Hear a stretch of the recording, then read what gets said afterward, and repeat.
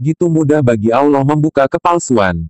Gitu mudah bagi Allah menghinakan mereka yang merendahkan agamanya hanya sekedar warisan. Asa Firda Inayah atau lebih beken dengan nama akun Facebook miliknya, Afi Nihaya Faradisa, membuat kegemparan di Indonesia dalam waktu beberapa pekan terakhir.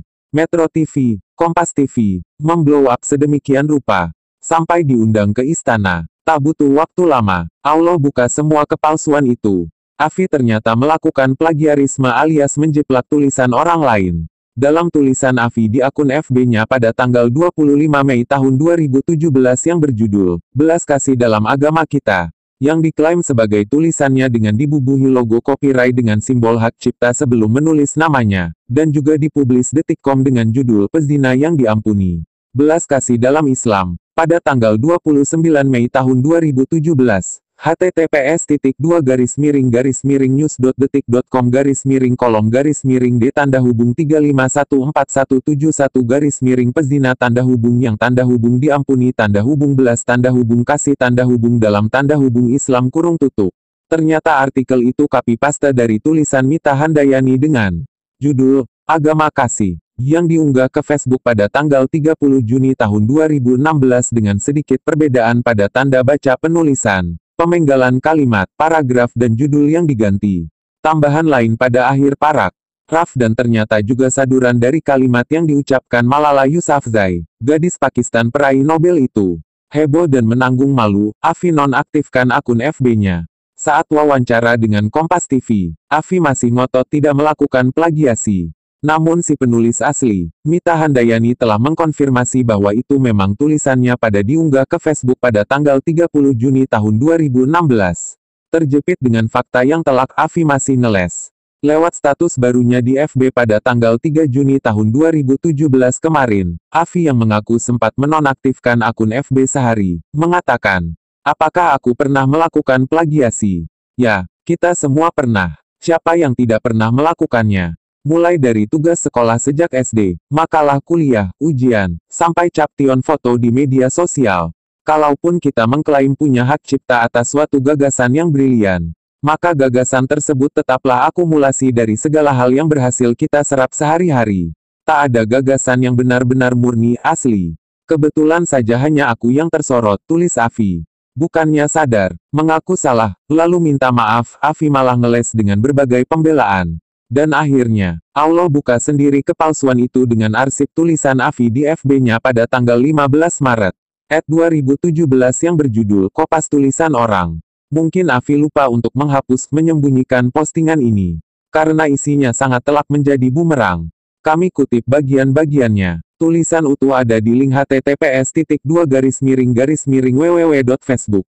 Afi Nihaya, postes 786.446.475.137.946. Kata Afi, "Ketika kau mengopas tulisan seseorang, sesungguhnya kau tidak menghargai si penulis asli. Karena sekali lagi, menulis itu tidak segampang yang kau bayangkan." Kata Afi, dalam bahasa sederhana, plagiarisme atau yang banyak disebut sebagai plagiat adalah menyalin karya tulisan orang lain baik sebagian atau seluruhnya dengan tanpa mencantumkan sumber. Sederhananya, plagiat itu mengopas tulisan orang. Sedikit atau banyak, kata Afi, ini yang paling telak memukul dirinya sendiri.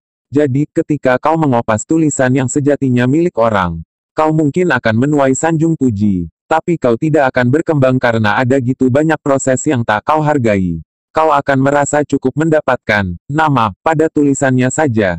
Tapi kau tak akan tahu bagaimana ia bisa menulis sedemikian rupa. Berapa tahun masa latihannya, berapa ratus buku yang telah ia baca. Kau peduli dengan itu semua. Tidak karena kau hanya berburu tepuk tangan. Kau hanya ingin terlihat hebat bukan hebat sungguhan. Lalu di akhir tulisannya, Afi menegaskan perbuatan kopas tanpa mencantumkan sumber, penulis asli adalah perbuatan rendah. Au memang tulisan-tulisan saya hasil kopas, tunjukkan saya kopas dari mana, Pak dan Bu.